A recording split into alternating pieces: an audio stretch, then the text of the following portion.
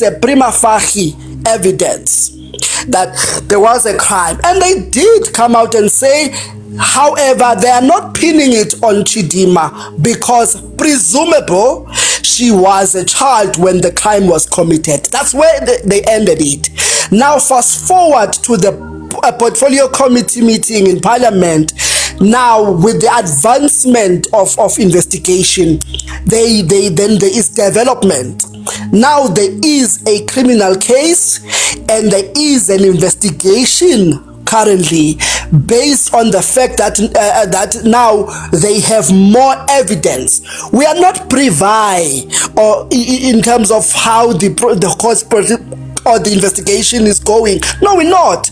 All we want is a pronouncement by the state, and that pronouncement must be for fairness. That is, it must uphold the rule of law. That's what South Africans have been calling. South Africans in the day one, when they were dealing with this issue, they said, we don't feel that this person is represent us. Let there be an investigation, and that is what happened. After that, she saw that she couldn't stand the legal scrutiny now in terms of legitimacy to be a South African. They flee the country. Not only her, the entire family. And that gives a lot of we can speculate all you like.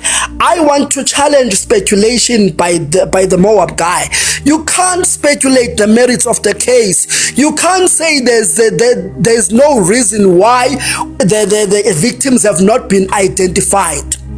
We don't, because it's dangerous in a very strong case like this, a case of identity theft, because we all know that in South Africa we have a high level of crime where people are unalived. They are assassinations of people whenever criminals don't get their way. We know that. We know the deaths relating to the state capture. We know how dangerous this country.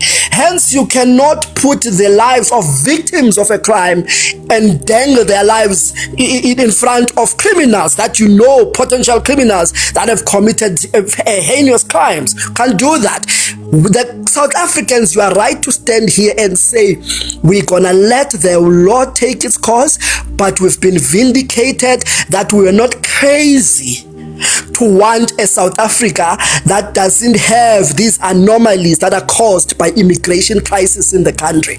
You stand on business, and anyone who gaslights you for having a position to ensure that this country safeguards the interest of South Africans, anyone who does that, just know they are part of the problem. They are the enemy. In the context of South Africa, it's the reason we rejected the likes of the EFF to say South Africa cannot be open for everyone to come and do as they please in the country in the name of being black. It doesn't work like that.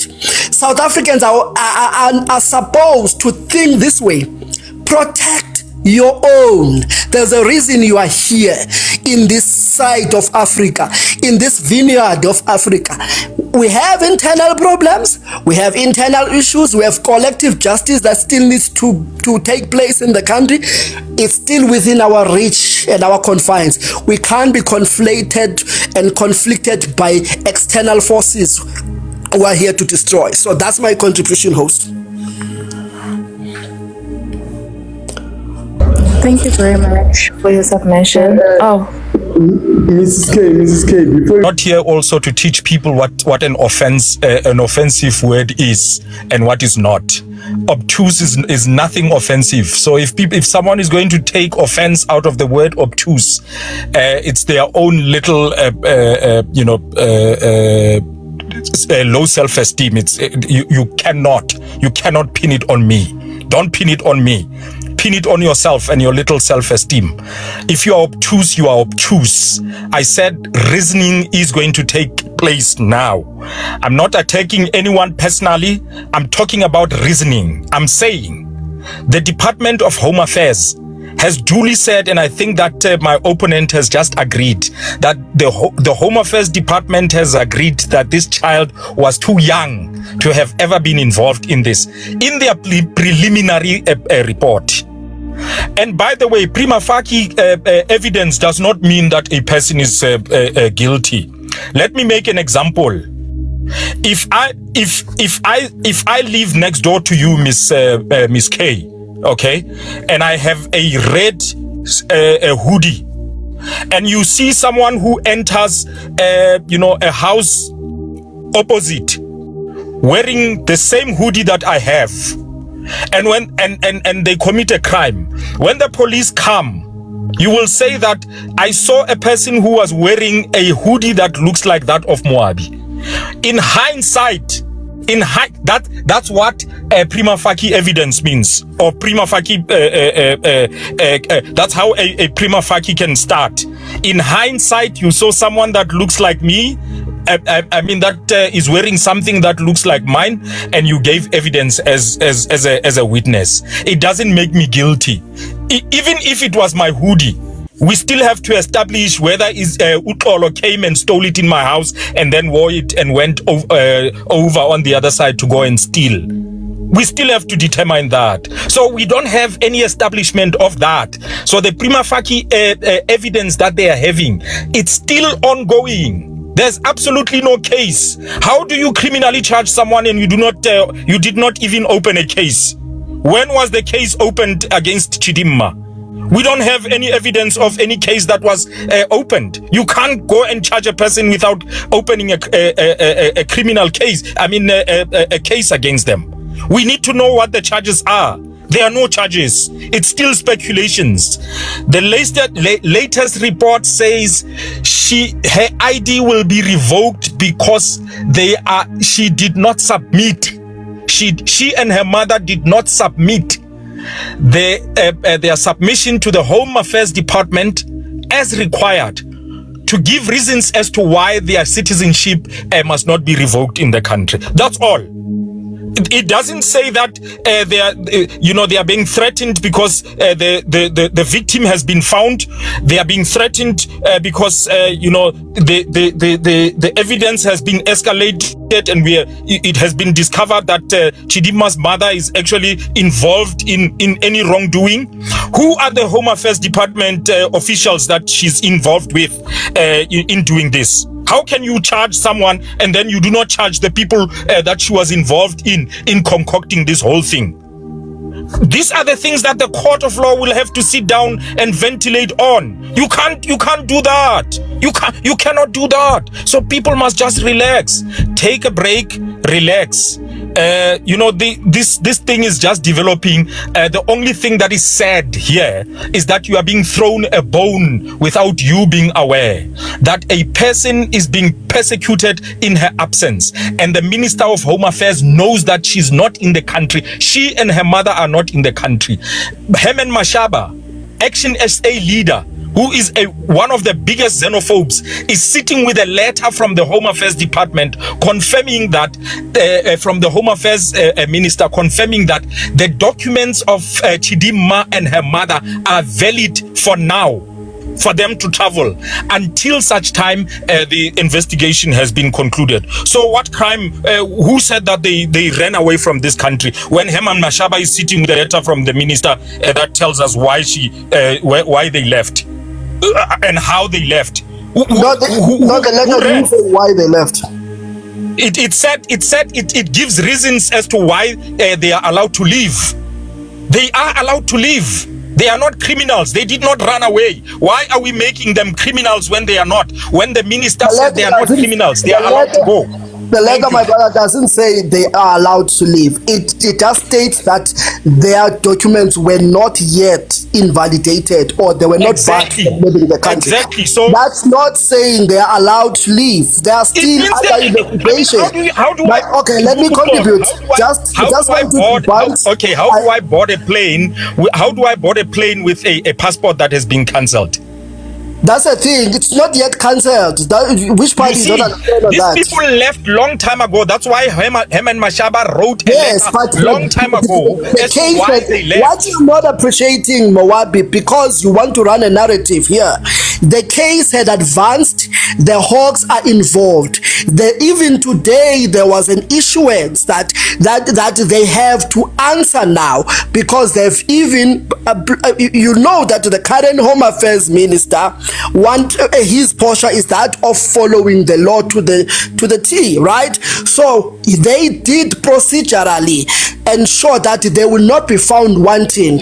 They made sure that they communicated according to what is acceptable to communicate with anyone who is accused of any wrongdoing or who is summoned to answer in an administration. They did the communication required by the law. Hence, they arrived at saying that their IDs, I have reached the deadline for them to present themselves. They have reached the deadline. So the Hawks already, they've taken up the case. It's at an advanced stage. That's number one. You are not appreciating that because you want to run a narrative. Here's the context, my brother. They left the country under a dark cloud without absolving themselves. They did leave the country, and that's a fact. Will they come back to the country? Bushiri is not back. Bushiri was going through a court case and he left. So you don't know whether they're going to be back in the country. If they had nothing to hide or nothing to run away from, they would have been back already suing the state for defamation, for all the cost and pain and all of that. They would have been back. You know, you and I know exactly that the reason they are not in the country is because they know that they have a case to answer to. But again, I don't want to be speculative. I want the law to take its course, and I will not, like you, jump into the conclusion that I stand with this side. All I stand for is for South Africans who want their country to not be taken for granted, who want their country to be respected, the laws of this country, especially laws governing the integrity of our citizenship, to be respected. There has been a case of immigrants running parallel Home Affairs offices in this country because they saw how inefficient, ineffective, and lackadaisical this government has been, where they didn't care about the country and the integrity of the country.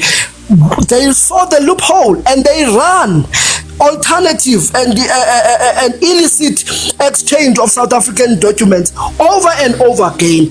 And I said in the beginning, the issue of Chidimma is not Chidimma per se as a family. It's just a microcosm of a macrocosm. There is a big issue. South Africa is under siege. We are attacked for our citizenship, for our position in the world.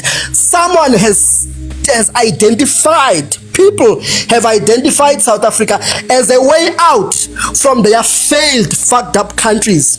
They have identified South Africa as their way out from having a country that cannot afford them livelihood. We are a target. South Africa doesn't have unlimited resources to cater for everyone, whether you are from South Asia, whether you are from the islands of the Caribbean, whether you are from the West Indies, or whether you are from Africa. It's not sustainable for a country to harbor so many people at the expense of the locals, and it's diluting the voices of the locals. It's destroying the power of the locals and our bargaining power to ensure that every decision that is made in the country is for primarily benefiting the interests of South Africans. And that's where what I find very, that's where we differ with the EFF. We will find it in the comment when I land, my brother. This is the reason we differ with the likes of the economic freedom fighters, because they have identified a struggle that is different to the aspirations of South Africans. The struggle of the EFF is that of uniting Africa, is that of having one government in Africa, is that of one currency in Africa, of making us a unilateral, uniform people and monolithic people. You don't have to collapse the debate. Mrs. K, unless I have to keep quiet and listen to him the whole time. I'm gonna be done. He Just jumped now, in while I if was you will talking. be very quiet, I will land. You haven't learned to be disciplined. Well, I was talking and then you jumped in. Here is the context. I was talking and you jumped in. Here is the context. EFF hijacks it and exerts itself in the aspirations of South Africans. We do not aspire for a united Africa that must happen at the expense of our interests. We rejected that notion, and you are identifying with the plight of this immigrant family because it speaks to your core value and your core aspirations as EFF, as the detractors of South Africa, to have a united Africa. It speaks exactly what in the agenda that you have. That agenda is rejected by South Africans, and South Africans are right to have a stand. You can speak now.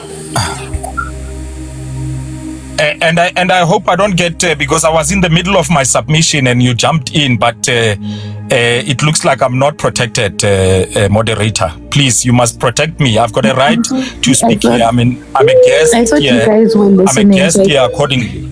So please. I didn't know. I apologize. I didn't know you were not going to well, be submission. it's difficult. It's difficult, my sister, to argue with people who are using a straw man argument. This is straw man argument. We've got a specific clear case here that we are talking about. Now you go and you clutching at straws. You want to drag someone's shoes, someone's shirt, someone's underwear, someone's bra, someone's hairpiece all over. It's straw man argument. We've got a clear case that which we are talking about and we are ventilating on. So please stick to that. I'd really much appreciate.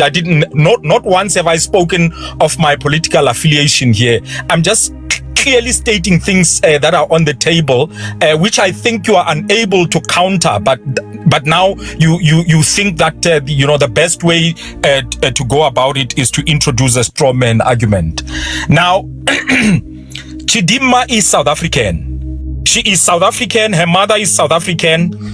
The Department of Home Affairs has got no case. If it had a case, we would have the case number that involves all the people that are involved in this so-called crime, imaginary crime that has been thrown into our midst. It's an imaginary crime because where are the Home Affairs officials who were issuing her mother with an ID? Where are the Home Affairs officials who were issuing her with a birth certificate? Where is this other Chidimma that we don't know whose identity she has stolen? Because we need to have another Chidimma in this country somewhere who would have, by the way, been interviewed by now. By now, she would be very interviewed either by a podcast or a television news channel or something in this country. We have never seen anything of that nature. So where is that? We don't see it anywhere. In court, you know what is nice about in court? You can't use straw man argument when you get into court. You have to be. Then this is how, by the way, many of South Africans have lost cases. Like case in point, Ntlantla. He lost a case in Roodepoort where he was trying to use this very same straw man argument. No, we've got people who came here and they took over the Department of Home Affairs. We've got people who came here and they started analyzing us. We've got people who came here and they started selling powder. So I had a right to suspect this one. That is the one. And the magistrate was sitting there and looking at him, going on like he's mad. Him and his crazy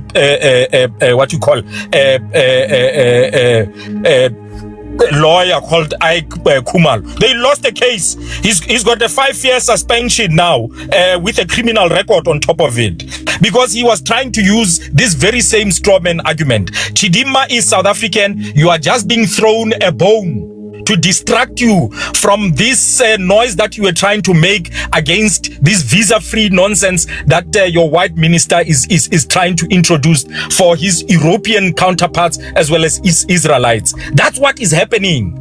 Otherwise, there is absolutely no case. I'm still waiting for a case. Until there's a case number, until the Hawks have confirmed, because not long ago, by the way, there is an article that we were arguing about not too long ago, where the Hawks said they can't confirm any investigations around Chidimma's issue. All of a sudden, there is a case by the Hawks. Where? When was it confirmed? If it was confirmed today, it is a new development. We will wait for that. But for as long as I know, the report that came out from the Home Affairs, according to the Home Affairs spokesperson, is that Chidimma's ID is being threatened to be revoked because she did not give a written submission. She can't give a written submission because she's not in the country. And all of us know that that child is in Mexico. She's going to compete. She's going to compete for Miss Universe. Where did she run to?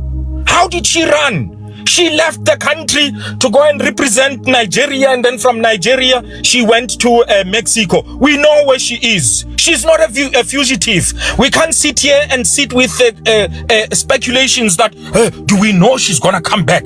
Do we know she's going to come back? Of course, she's a South African. She has to come back. But now, what is nice, by the way, just to add as I land, what is absolutely nice is that she is a South African with a diplomatic passport from Nigeria, which means she can come into South Africa and live anytime she wishes. She can go into 98 states without applying for visa. She can go everywhere in the world, and in countries where she's required to have a visa, she will apply for it on arrival, and it will never be declined. That's how VIP she, in fact, VIP she has become now. She's very important around the world. So please, we must all relax and wait for this whole thing to unfold. Let's not just reach climax simply because people want to come here and use a straw man argument. Thank you very much.